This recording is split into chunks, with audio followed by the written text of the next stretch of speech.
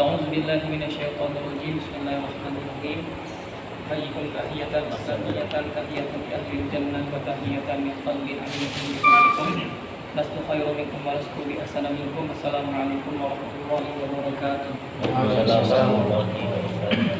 الحمد لله رب العالمين القائل في محكم تنزيل يرفع الله الذين آمنوا منكم والذين أوتوا العلم درجات وهو العالم العليم الذي أمرنا بالعلم والتعلم وأرشدنا بالدعاء بالزيادة واستمراره كما قال تعالى وقل ربي زدني علما والصلاة والسلام دائمين متلازمين على حبيبنا مصطفى محمد صلى الله عليه وسلم القائل في حديثه الشريف ولله خير فقه في الدين وقال أيضا ابن عباس اللهم faqihna fi din wa'allimhu at-ta'wil.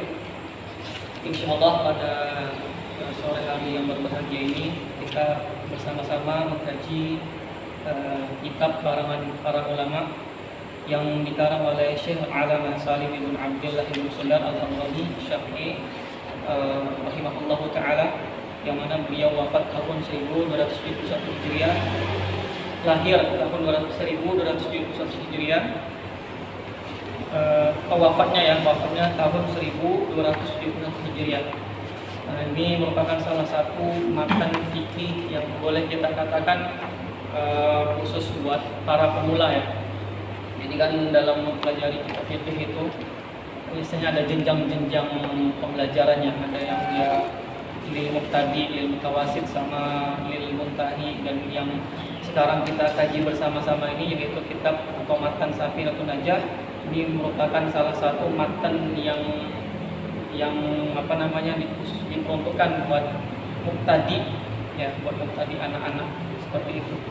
Ya walaupun ini mubtadi bukan berarti kita yang sudah berumur ini bukan berarti kita telat dalam belajar. Kita tetap mubtadi, tapi mubtadi dalam ilmu.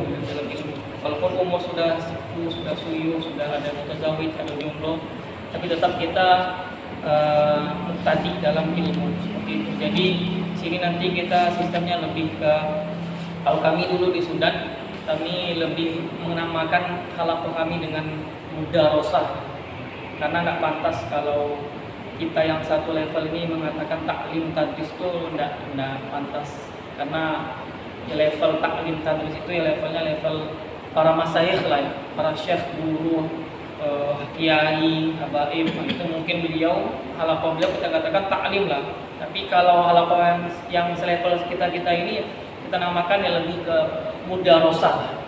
Mudarosah kan darosah yang berasal film madinya darosah yudarisu, berasal dari wazan fa'ala yufa'ilu mufa'alatan, yang artinya apa? Lil musyarakah kan ya. Darosah itu disebut mudarosah, berarti ada musyarakah baina fa'il wa maf'ul. Itu kita katakan ya ada musyarakah, saling aktif dia. Jadi bukan hanya fa'il yang sharing ilmu, tapi fa'il atau maf'ulnya juga sharing ilmu. Maka kita lebih ke sana halaqah, kita lebih ke mudarosah. Dalam artian nanti kalau ada ziyadah maklumah silakan ditambahkan saja seperti itu. Wallahu taala alam. Dan di kitab ini Safinatun Najah kan kita mengetahui itu di dalam kitab fikih biasanya ulama membagi fikih itu menjadi 4 bagian ya. Arba'. Ada yang namanya rubu'ul ibadah, ada yang namanya rubu'ul muamalat, ada rubu'ul munakahat, dan rubu'ul jinayat. Jadi ada arba'. Rubu' yang bagian yang seperempat bagian ibadah, seperempat bagian muamalat, seperempat lagi bagian munakahat atau nikah, dan seperempat lagi bagian jinayat. Dan yang kitab yang kita bahas ini itu musonif lebih membahas tentang ibadah saja, tentang ibadah. Bahkan kalau kita lihat dari karangan beliau sendiri itu cuma sampai zakat aja. Jadi toharoh, sholat, zakat udah. Adapun nanti kalau antum melihat nanti ada ziyadah kitab Siam. Kitab Siam itu ziyadah dari Imam An-Nawawi Al-Bantani. Nah, beliau yang menambahkan sendiri di kitab Siam. Adapun di Kitabul Haji nanti itu ziyadah dari Asy-Syaikh Ghayatul Muna ya. Bulughul Munah itu. Siapa nama syarihnya? Itu beliau menambahkan sampai Kitabul Haji. Kenapa ditambahkan? Biar apa? Biar menyempurnakan bagian dari ibadah tadi. Rukun ibadah. Karena kan sini musannif cuma sampai zakat saja. Seperti itu. Dan ini boleh kita katakan kitab Safinatul Najah merupakan salah satu matan yang mubarak, matan yang diberkahi. Biasanya syekh kami sering bilang mubarak. Kenapa dibilang mubarak? Salah satu tanda sebuah kitab karya para ulama itu dikatakan berkah ketika buku itu dipakai di kalangan para penuntut ilmu. Entah itu dipakai ketika belajar, entah dipakai ketika dijadikan kurikulum, entah dipakai untuk dijadikan hafalan, dipakai disyarah, ditaklik, bahkan syarahnya berbagai macam. Ada syarahnya syarah Fathul Alfat, ada syarahnya syarah Mutawwal, ada syarahnya Mutawasit, ada syarahnya Adillah aja, ada semua nih. Bahkan banyak kan syuruh-syuruhan yang kita dapati di kitab Safinatul Najah, misalnya karangan ini Imam Nawawi Al-Bantani yang beliau kasih judul Kasyifatus Sajak, dan karangannya Imam Asy-Syatiri Nailul Roja. Ada lagi yang syarah Yaqus Adillah. Kalau di Abi Suja kan kita kenal dengan At-Tazhib, At-Tazhib ya, punya Mustafa Bulog. Nah, kalau di sini Safina pun juga ada yang mentaklik dengan Adillah. Itu kalau nggak salah nama kitabnya Al-Jawahir As-Saminah, kalau nggak salah. Al-Jawahir As-Saminah, ada Qoyatul Munah wa Qaulul Zalika. Itu menandakan bahwasanya kitab ini merupakan kitab yang diberkahi. Dan begitu juga bahkan matanya pun dijadikan nazm juga ada. Safinah ini kan matan, dijadikan nazm pun juga ada. Kalau Al-Ajrumiyah matan ada Imriti kan ya. Imriti dijadikan nazm. Ini pun juga ada. Matan Abi Suja yang itu matan dijadikan syair pun, nazm pun juga ada. Ini pun juga ada. Ya kan, berarti menandakan kitab ini nih benar-benar diperhatikan para ulama. Entah itu syuruhat, entah ta'liman, ta'liqat, tadrisan wa ghairu zalika. Nah, sebelum masuk matan, kita sebenarnya ana mau membahas tentang inilah, tentang mabadi asyarah. Ada 10 hal yang harus kita ketahui oleh para penuntut ilmu, tapi skip aja dulu. Lain waktu kalau ada kita kaji 10 mabadi asyarah ini kita bahas.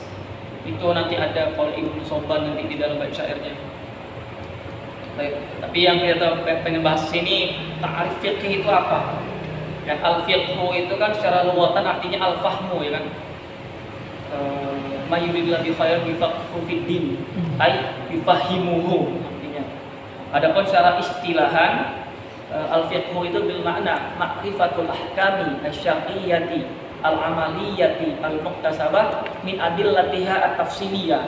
Itu ta'rif fiqh secara istilah, yaitu ma'rifatul ahkam asy-syar'iyyah al-amaliyah al-muktasabah min adillatiha at-tafsiliyah. Sebagian ulama mendefinisikan bukan kata ma'rifah tapi dengan ilmun. Ini pernah bahas kemarin sama beberapa ikhwah, perbedaan ilmun sama ma'rifah. Kalau ilmu itu kan menurut indah ulama usuli itu kan artinya apa? Ma'rifatus syai' ala ma huwa bihi fil waqi'. Di kitab Waraqat itu dijelaskan seperti itu. Ilmu itu artinya ma'rifatus syai' ala ma huwa bihi fil waqi', mengetahui pengetahuan seseorang yang mana sesuai dengan kenyataannya. Ketika kita katakan apa ini, ya HP jawabannya. Berarti dia ilmu, mengetahui. Cuman masalahnya ketika kita mau menggunakan ibarat ilmu di fikih itu kira-kira pas dah, karena ilmu itu kan konsekuensinya kan 100% ya. Ilmu 100% dalam artian tidak ada salah. Kalau salah itu bukan ilmu tapi dia jahil. Entah dia jahil basit atau jahil murakkab nanti. Tapi kan ilmu fikih itu apakah dia ilmunya memang kita katakan mi'ah fil mi'ah 100%? Harus seperti itu. Kalau salah ya salah. Dosa berarti nanti, kalau betul ya betul. Enggak, kata para ulama, kalau seandainya kita dapati ibaratnya ilmu bukan ilmu yang dimasukkan ila usuli, tapi ilmu di sini ialah ghalabatul dzan, perkiraan kuatnya para ulama dalam menentukan hukum-hukum syariah, al-ahkam asyariyah. Ketika disebutkan ahkam syariah berarti mengeluarkan pembahasan yang fikih atau pembahasan yang tidak membahas tentang ahkam-ahkam syariah. Seperti apa? Misalnya al-ahkam i'tiqadiyah, al-ahkam apa lagi? Al-ahkam istimaiyah atau al-ahkam apa lagi? Al-aqliyah itu enggak dibahas di kitab fikih, karena fikih lebih membahas tentang hukum-hukum syariah. Yang mana? Yang 5 itulah wajib. Nanti kan walaupun nanti dibagi ya, ada namanya al-ahkam taklifi sama al-ahkam taklifiyah sama al-wad'iyah ya. Wajib, sunnah, mubah, makruh, haram. Ada nanti yang di wad'iyah itu misalnya sababun nun batil syekh wa ghairu zalika itu. Ma'rifatul ahkam asy-syariah, al-amaliyah, al-muktasabah. Muktasabah itu kan berarti dia dicari hukum-hukum mengetahui hukum-hukum syariah yang mana dia muktasab. Muktasab itu apa? Dicari. Siapa yang mencari? Para ulama. Berarti mau mengeluarkan hukum-hukum yang mana hukum itu udah jelas atau udah pasti, tidak perlu lagi dicari, yaitu ilmunya Allah. Ilmu Allah itu kan udah jelas, ilmu Allah, ilmu para malaikat, para anbiya itu udah jelas. Sementara muktasabah ini para ulama yang mengkajinya, yang merisetnya sehingga dapatlah dia hukum-hukum tersebut. Al-muktasabah min adillatiha at-tafsiliyah. Nah, di sini disebutkan dalil yang mana dalilnya at-tafsiliyah. Tafsiliyah itu apa? Dalil yang komprehensif ya. Yang spesifik. Nah, yang spesifik. Pengen mengeluarkan dalil-dalil yang itu ijmaliyah. Nah, di sini perbedaan antara fikih sama usul fikih, salah satunya perbedaannya ilmu fikih itu dalilnya diambil dari dalil yang tafsiliyah. Kalau usul fikih diambil dalilnya dari dalil ijmaliyah. Apa perbedaannya maksud dari ijmaliyah sama tafsiliyah? Contohnya seperti ini. Ketika kita katakan apa hukum sholat, kita katakan hukumnya apa? Wajib. Apa dalilnya? Wa aqimus sholat. Nah, ketika kita katakan hukum sholat itu wajib, itu ulama-ulama fuqaha itu yang mengatakan demikian, karena langsung menghukumi hukum sholat itu apa? Hukumnya wajib. Jadi dalilnya itu langsung spesifik. Tapi ketika dikatakan kenapa bisa dikatakan wajib, dalilnya tadi kan aqimus sholat. Kenapa bisa dikatakan wajib? Karena mengambil perintah aqimu di dalam kaidah usuliyah bahwasanya yang namanya al-amr yadullu ala wujub. Namanya amr itu menunjukkan suatu kewajiban, maka dalilnya tadi lebih ijmaliyah. Itu pekerjaannya ulama usuli. Jadi ulama usuli tadi dia umum, kalau fikih ulama fuqaha itu lebih spesifik, lebih khusus seperti itu. Itu ta'rifnya udah, terus nanti kita langsung membaca matan ya. Untuk terjemahnya musannif yaitu Syekh Salim Ibnu Abdillah Ibnu Sumar tadi, ya silakan nanti dirujuk aja di kitab-kitab syuruhat biografinya beliau. Nanti insyaallah terdapati. Maqala musannif rahimahullahu taala, fa'anallahu bi'ulumihi wa ulumina fid dharain. Allahumma amin. Bismillahirrahmanirrahim. Baik, bismillahirrahmanirrahim. Ini kalau kita tinjau dari beberapa hukum, nanti dia ada bisa kita ambil dari dari hukum fikih, dari hadis, dari ilmu nahwi juga bisa di sini. Kalau ilmu nahwi kan jelas ba itu harfu jar, ismi itu ismul majrur. Nah, yang namanya jar wal majrur itu biasanya kan dia muta'allaq, entah dia muta'allaq bi fi'lin atau bi ismin. Betul enggak Ustaz? Namanya jar wal majrur itu kan biasanya dia muta'allaq bi ismin atau bi fi'lin. Tapi masalahnya di sini kan dia enggak ada. Lihat deh. Mana ismnya, mana fi'ilnya, enggak ada. Nah, maka dia ism sama fi'ilnya ketika itu mahzuf, tidak ada, maka kita takdirkan, betul enggak? Bismi, dengan menyebut apa nih ininya, fi'ilnya yang berkaitan dengan jar wal majrur di sini tidak ada, maka kita katakan dia jar wal majrur muta'allaq. Misalnya kita mau dengan fi'il jar wal majrur muta'allaq bi fi'lin mahzuf, takdiru apa? Takdiru tergantung munasabah kita apa. Kalau munasabah kita misalnya lagi membaca Al-Quran berarti aqra'u bismillahirrahmanirrahim. Kalau munasabah kita lagi tadris seperti ini, lagi ta'lim, lagi mudarasah, berarti naqra'u bismillahirrahmanirrahim misalnya seperti itu. Wa ghairu zalika ala kulli hal fi'alnya itu kita lihat dengan munasabahnya seperti apa. Itu kan ilmu nahwi. Allah itu dia lafzul jalalah, mauqi'uha apa tuh mudhof ilaiha, ar-rahman tu na'at al-awwal, ar-rahim na'at as-sani. Itu nahwi. Kalau dalam ilmu Al-Qur'an, ulama berbeda pendapat masalah hukum basmalah. Apakah basmalah itu merupakan ayat dari Al-Fatihah atau ayat dari setiap surat? Ayatun min kulli surah atau ayat min kulli Fatihah?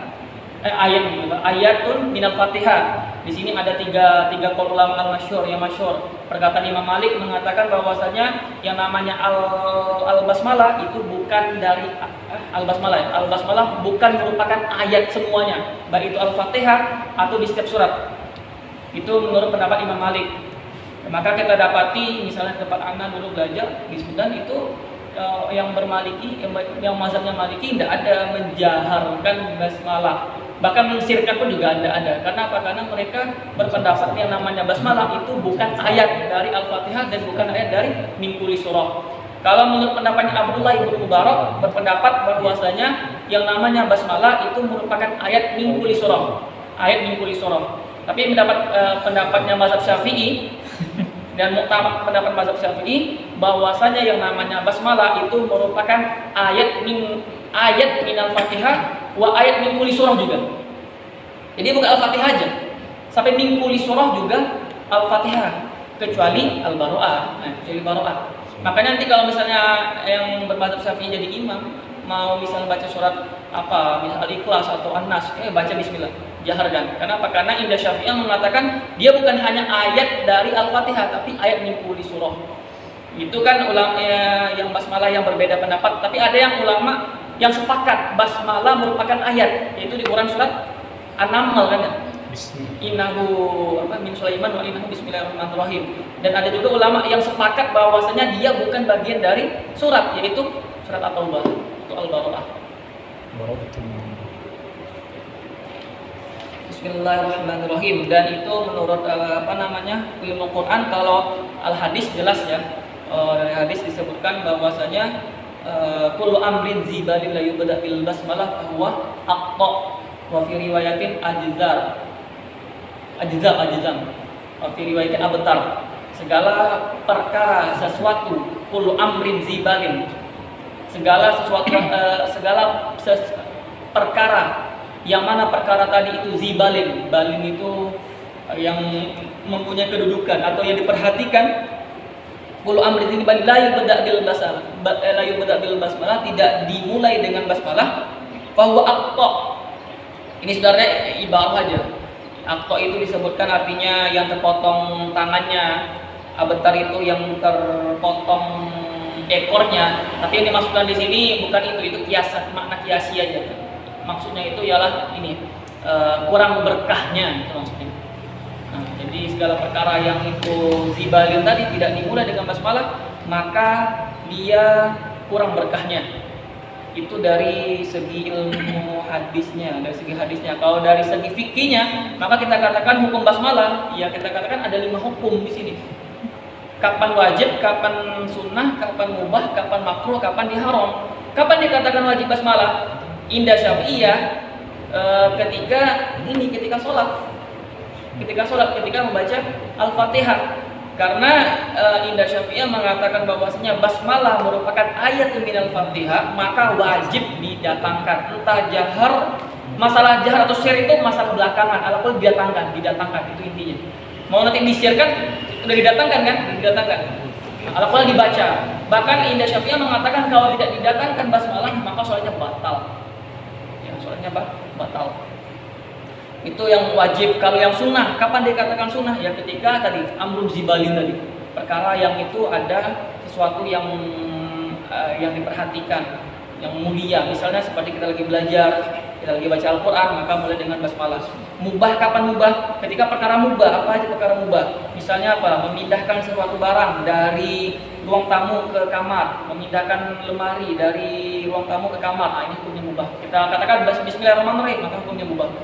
Kapan dikatakan makruh? Ya ketika melakukan perbuatan makruh. Makruh di sini bukan makruh yang, jadi makruh itu ada 2, ada makruh arid, ada makruh lizatih. Ada makruh arid sama lizati. Apa maksudnya? Lizati itu maksudnya memang makruh, memang apa istilahnya?